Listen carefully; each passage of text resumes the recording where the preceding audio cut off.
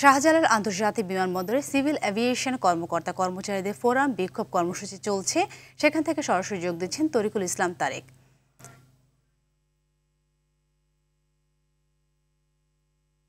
তারেক, জানাবেন ঠিক কি কারণে এই বিক্ষোভ কর্মসূচি চলছে এবং এই কর্মসূচি কতক্ষণ বা কতদিন নাগাদ অব্যাহত থাকতে পারে, সেই বিষয়ে আপনার কাছে কোনো তথ্য আছে কিনা?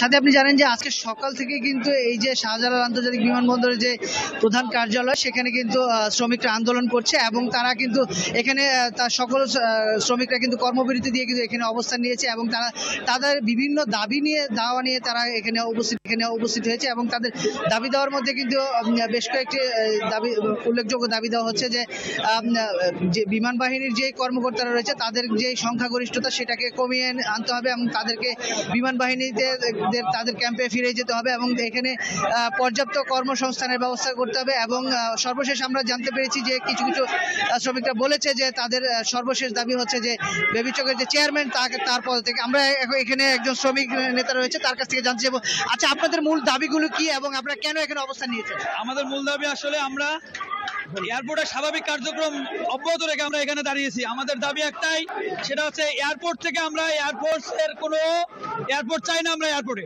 যেহেতু বেসামরিক বিমান চলাচল কর্তৃপক্ষ, এখানে সব বেসামরিক লোক থাকবে। আমরা বেসামরিক তাদেরকে উপযুক্ত জায়গায় না বসিয়ে তারা আগ্রাসন চালিয়ে যাচ্ছে দিনের পর দিন। 2016 সালে তাদেরকে আমাদের সাহায্য করার জন্য এখানে আনা হয়েছে, কিন্তু তারা এখানে সাহায্য করতে এসে তারা এখানে প্রভু বনে গেছে।